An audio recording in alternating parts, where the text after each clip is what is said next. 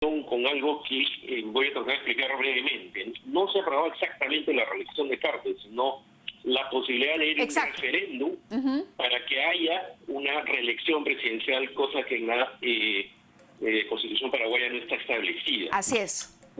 Curiosamente, quienes han hecho una alianza para que esto sea posible son los parlamentarios del Partido Colorado y los del Frente de Guazú, vinculados al expresidente Fernando Lugo. Entonces, la furia de la gente me parece que se explica porque están forzando las normas constitucionales, están cambiando una norma que impedía que esto sea posible por una alianza extraña entre este frente de centro-izquierda vinculado a Lugo y el frente de derecha o el partido de derecha tradicional del Paraguay, que es el Partido Colorado. Entonces, esto creo que está muy movilizado por los partidarios de Horacio Cartes, el presidente, y en parte por los partidarios del Lugo, pero Cartes es un presidente que goza de mucha impopularidad y eso explica en parte estos serios disturbios que está viendo en ese momento, ¿no?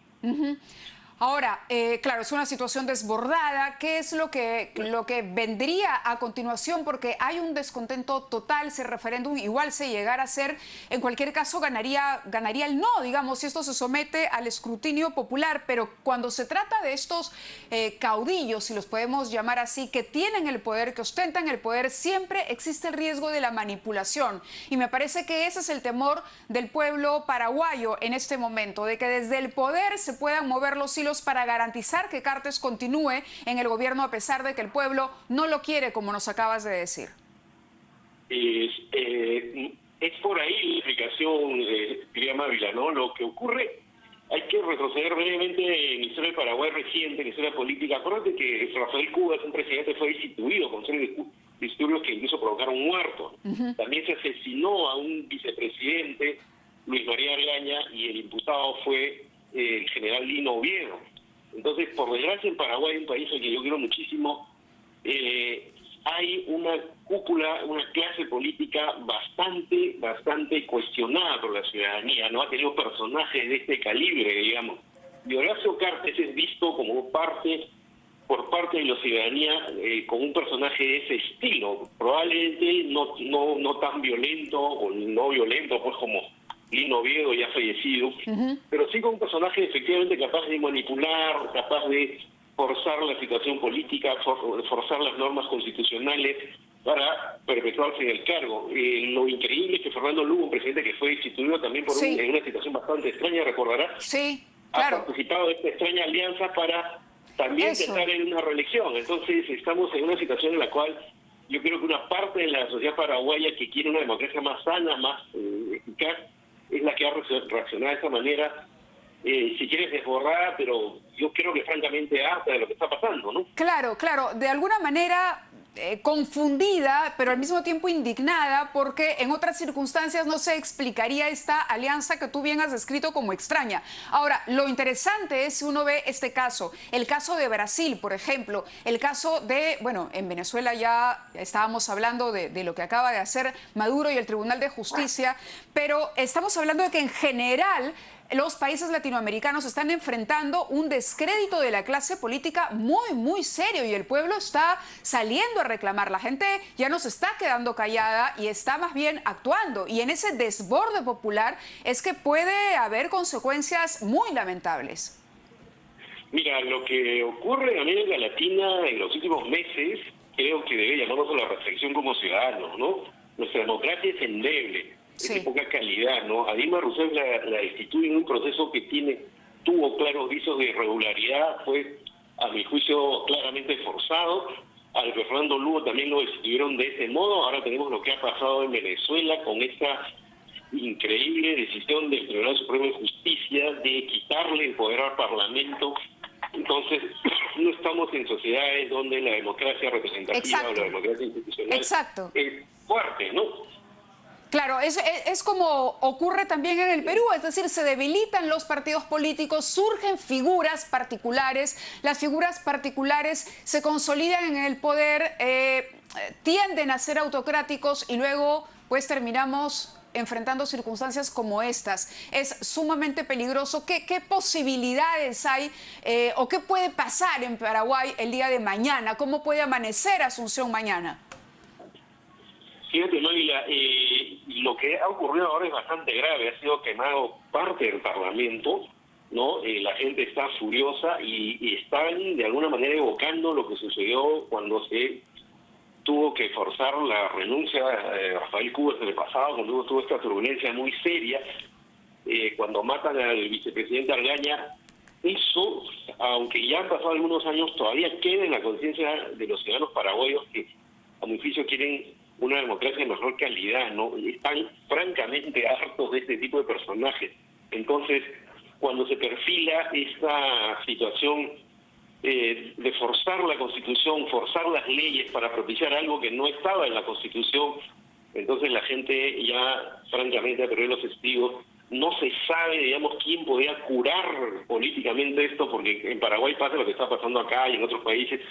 Hay partidos tradicionales, pero en crisis surgen nuevos grupos, pero pareciera que la ciudadanía no encuentra un grupo que realmente dote a la democracia representativa, a la democracia social y política de mayor fuerza, que la consolide y tenga un enganche mayor con la ciudadanía. Entonces, estamos poblados en América Latina de personajes extraños que acceden al poder, que fuerzan su permanencia, y creo que es un momento ya de entrar en una seria reflexión de parte de la clase política misma para evitar que esto siga pasando, ¿no? Y supongo que de compromisos también, ¿no? Es decir, compromisos ya entre países. No estamos hablando de casos particulares, sino de un fenómeno que se está repitiendo en general en la región.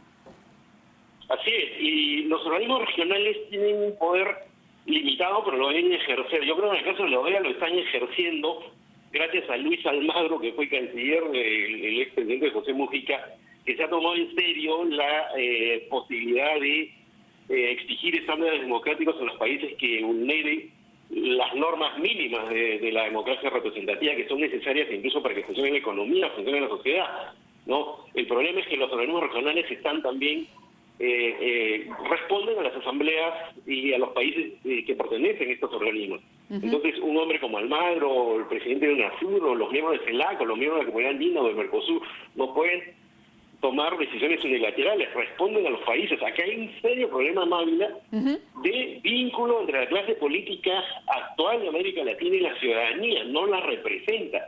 Hay distancias.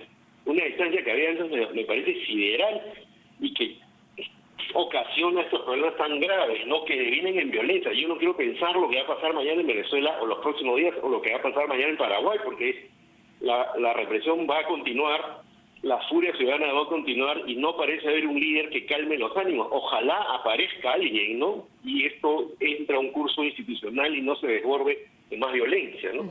Ramiro, te hago una consulta porque el caso venezolano lo hemos seguido quizá con más atención que el caso paraguayo. ¿Qué es lo que le reprocha el pueblo paraguayo a su gobernante? ¿Por qué Cartes ha perdido popularidad? ¿Por qué llega en esta situación de rechazo tan grande? ¿Por qué provoca una reacción así la posibilidad siquiera que se hable de una reelección o de la posibilidad de someter esto a un referéndum?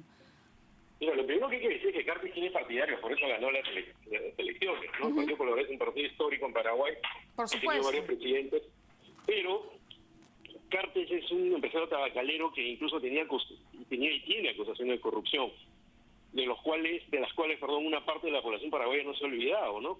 Entonces, que alguien que entró a la presidencia por el voto popular, pero que tenía y tiene acusaciones de corrupción, que nunca se terminaron de aclarar, fuerce una reelección, hace que una parte de la ciudadanía entre en sospechas. Yo estuve, como te contaba, en Paraguay hace menos de un mes y tuve que en Paraguay hay una pobreza bastante grande, bastante visible, una desigualdad que por momentos uno se queda sorprendido. No ves tú una modernidad que haya entrado suficientemente, ves sin embargo gente como mi amigo Andrés Colmán, que vive allá, que es escritor y es periodista, que hace lo posible por construir un país más institucional, más democrático, más sano, ¿no? Pero no es un país donde haya habido grandes reformas sociales y políticas en los últimos años. Acuérdate que tuvo durante años a Stroessner, un dictador y sus primeras elecciones las tuvo recién por los 80, ¿no? Después de muchos años de tener a Stroessner en el poder y la primera elección yo recuerdo, yo era muchacho cuando eso ocurrió, pero recuerdo que la gente no sabía ni cómo votar porque antes no lo había hecho. Entonces es un país donde la democracia todavía está en construcción. Claro, y además de todo eso... Tienen mucha impopularidad, ¿no? Claro, y además de todo lo que me dices, me anotan, me envían un mensaje aquí donde me dicen que también está el factor cultural, es decir, el paraguayo en sí, el guaraní, es un ciudadano o es alguien que no te aguanta pulgas, que inmediatamente reacciona, ¿no? Como lo hemos visto ahora, a diferencia, por ejemplo, de lo que podría suceder en Venezuela. Esto no, digamos, el proceso aquí ha sido mucho más rápido, es decir, una toma de este tipo en Venezuela no se ha visto a pesar de todos los atropellos de Maduro. Lo de ayer ha sido la cereza del pastel. Te cuento, Ramiro, que tenemos a Alejandro López, periodista paraguayo, en la línea telefónica para que nos cuente lo que está pasando